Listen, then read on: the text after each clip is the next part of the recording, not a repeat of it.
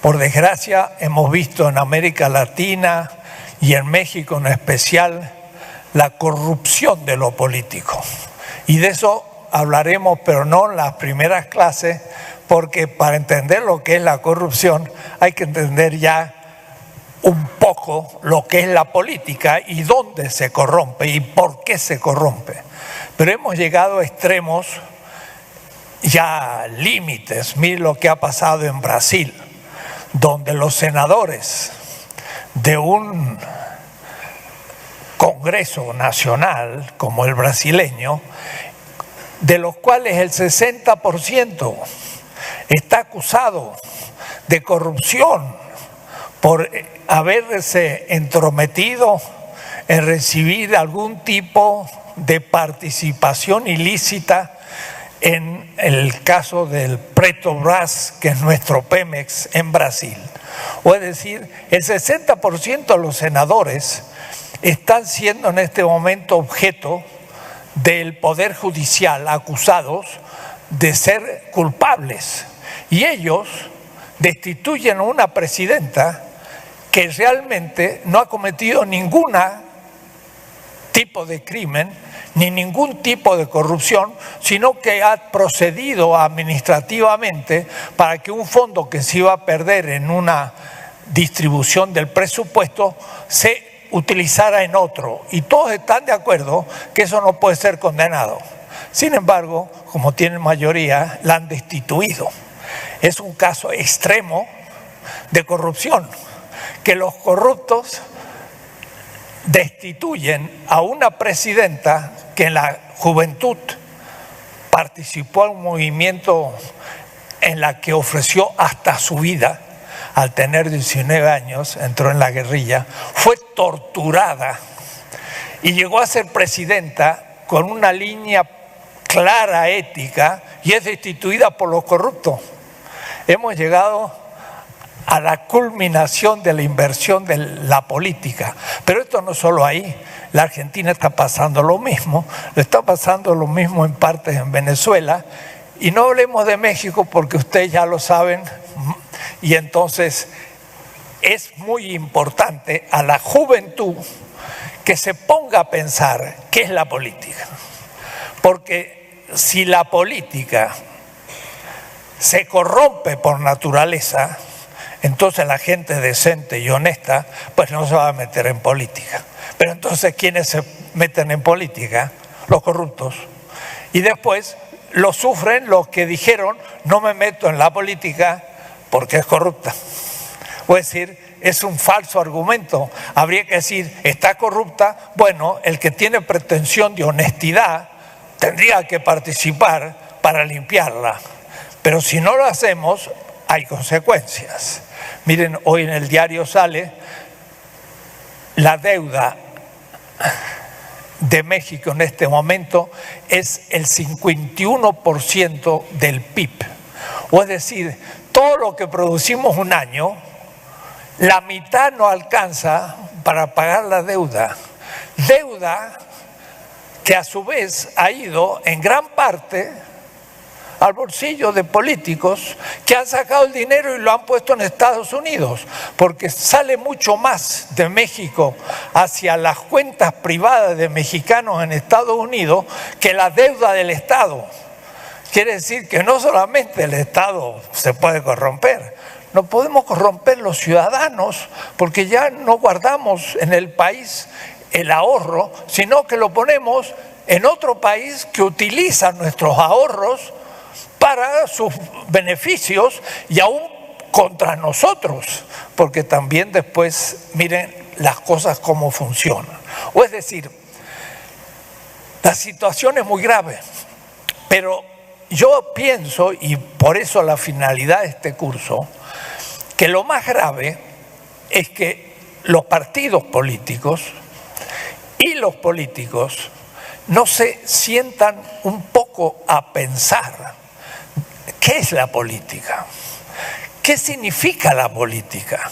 ¿Por qué yo debo comprometerme a nivel político? Y sobre todo de jóvenes que pueden tener una vocación política, para dedicarse como militante de un partido. Y muchos de los que nos están escuchando en el país son juventud de Morena que tienen una cierta vocación de política. Es a ellos a los que vamos dirigidos. Vamos a pensar. No es frecuente, no hay muchos cursos de política y casi ninguno en los partidos políticos. O es decir, los representantes adhieren a un partido por simpatía, por similitud de su pensamiento con otros, pero no realmente porque se haya tenido una teoría a la que uno pueda adherir y ser consecuente en la praxis. De tal manera que es realmente muy importante pensar qué es la política. Y me gustaría partir de un pequeño ejemplo. Un joven de 17 años, alemán, se llamaba Carlos Marx. Cuando tenía 17 años, rindió su examen de la prepa. En Alemania se llama el Abitur, ser preparatoriano y poder pasar a la universidad. Y la maestra de la lengua alemana, como si fuera entre nosotros la maestra del castellano o del español, les propuso un tema: razones para elegir una profesión. Un buen tema, porque había terminado la prepa y tenía que ahora elegir la universidad. Y sería muy bueno también para un joven que piensa ser político, razones para elegir el comprometerse en política. Pero aún no el que se piensa dedicar a la política como profesión, pero todo ciudadano va a tener que de alguna manera hacerse responsable de las cosas. En el barrio, en la delegación, en la ciudad, en la república, va a tener que votar, va a tener que adherir o decir la política está corrupta y yo no intervengo. Al no intervenir, intervienen los corruptos y después va a sufrir las consecuencias. O es decir que esto vale para todos, los que tengan vocación de política y para los que simplemente sean ciudadanos. Y miren qué interesante, el joven de 17 años que llegó a ser una personalidad mundialmente conocida, miles de millones de personas han leído su obra y se han transformado por su lectura, Carlos Marx, da las razones por las que quiere elegir una profesión. Y entonces dice, por ejemplo, yo pensaba ser poeta, pero esto no es suficiente y da razones en contra. Podría elegir una profesión que me haga rico y da las razones en contra. Podría elegir una profesión en la que yo tuviera la ciencia y la técnica y destruye. Y al fin elige una. Dice, debo elegir la profesión. Miren lo que pone ese joven. Una profesión que haga el mayor número de personas felices. Esa es una razón para elegir una profesión.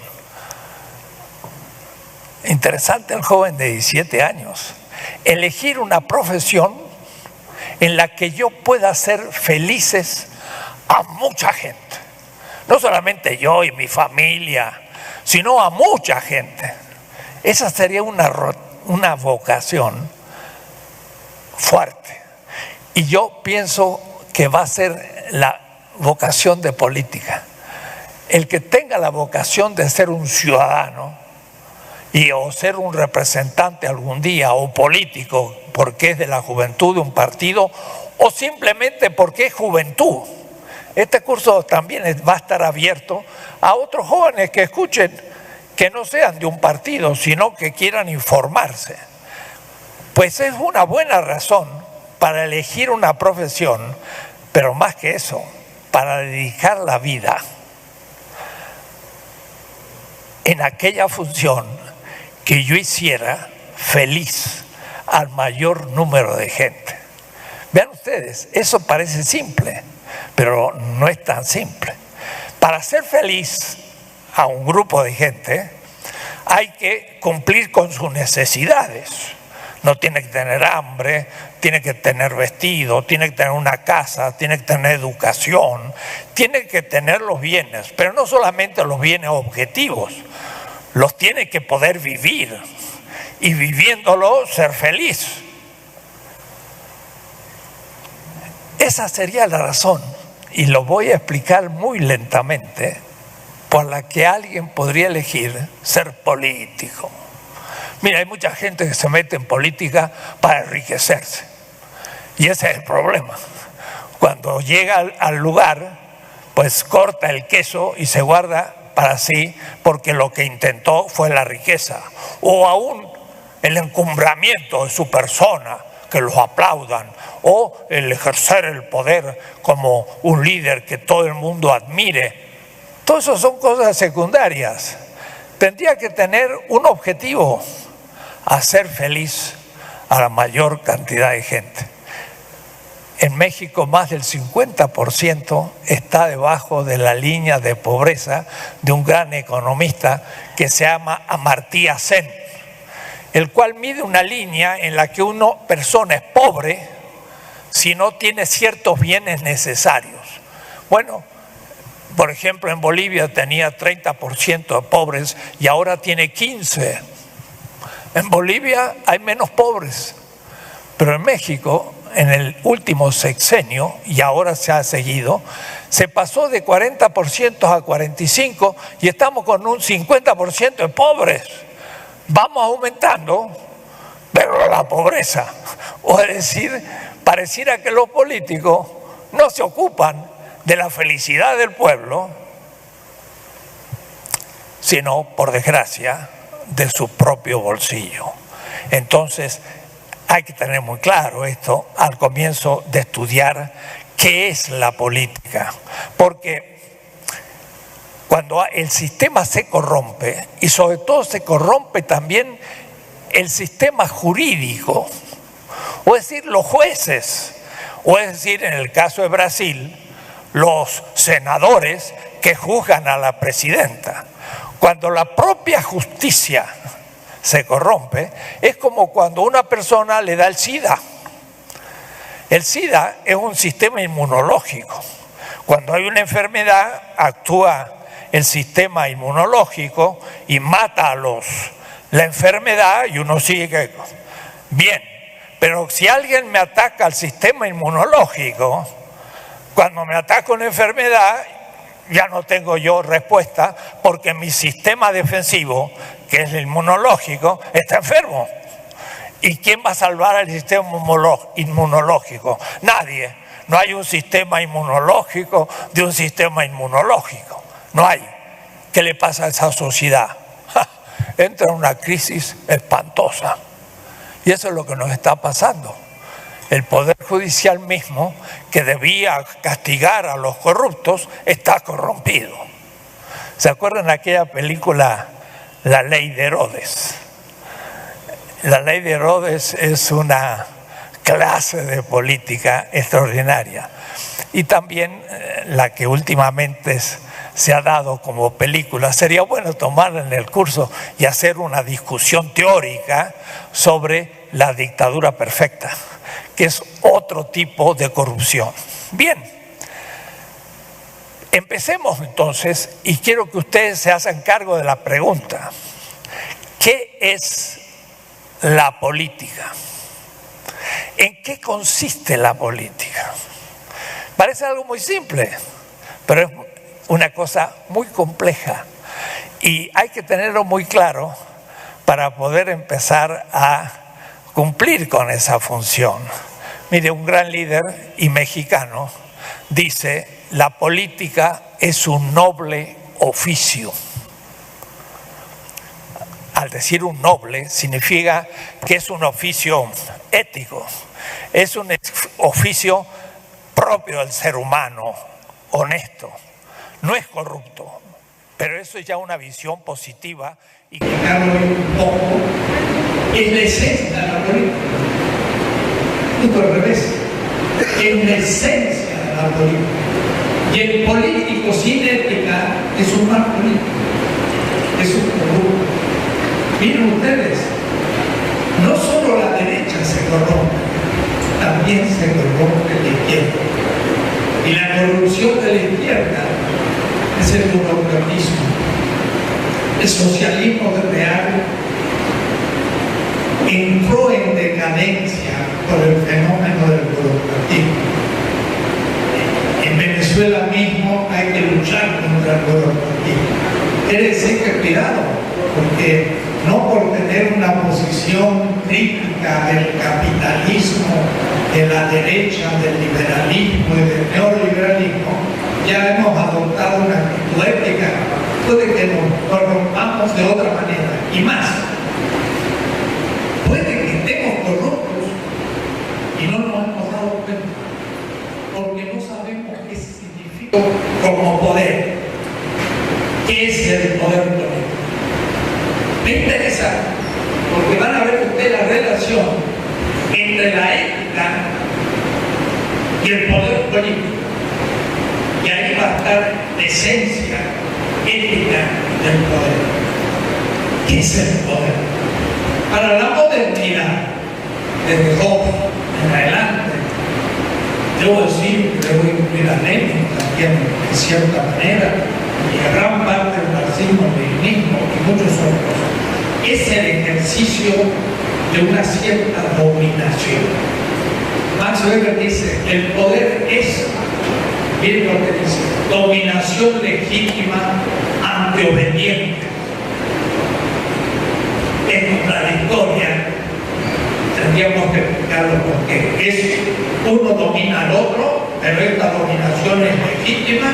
¿Y cómo se prueba que alguien no obedece? Lo que pasa es que entonces el poder es dominación y el Estado ejerce el poder como dominación. Entonces, ¿cómo alguien que está a un nivel de un movimiento popular va a entrar en política? Si entrar en política es ejercer la dominación y por lo tanto estoy corrompido. Hay que cambiar la definición política. La política no es dominación. Puede ser, y cuando se corrompe, y veremos cómo. La política en su esencia es algo muy distinta y esto justifica el poder. Quiero indicar muy rápido, ustedes después pueden estudiarlo, las cosas hay que estudiarla en grupo, hay que leerla, discutirla, entenderla. El poder político tiene como sujeto a una comunidad política. Si me apresuro, es el pueblo. Pero me apresuro, el concepto del pueblo, también hay que discutir.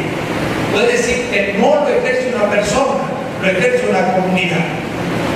El sujeto del poder político es el pueblo. Y esto es el punto de partida de todo. Y si fuera esto aceptado, tenemos el criterio fundamental de la política y de la ética y de todo. Lo voy a poner aquí. La comunidad es el sujeto, el lugar, el actor del poder político. Pero ¿cómo yo podría ahora describir el poder político no negativamente como dominación, sino positivamente? Esa definición de la política como un noble oficio es de Andrés Manuel. Y suena a Cicerón, pero es de Andrés Manuel, lo cual explica mucho de su comprensión de la política. Es un oficio noble. Y cuando se corrompe, no es política, es otra cosa. Entonces, ¿cómo podemos describir el poder político? Tres determinaciones. La voy a decir rápido, esto exigiría mucha explicación. Y el que se crea que va a ejercer el poder político algún día sin tener conciencia de estos temas, se equivoca, porque no lo va a poder hacer sin una teoría integrada en la praxis, una praxis hecha teoría. Primero, el poder de un pueblo es un querer divino. La voluntad del ser humano es un querer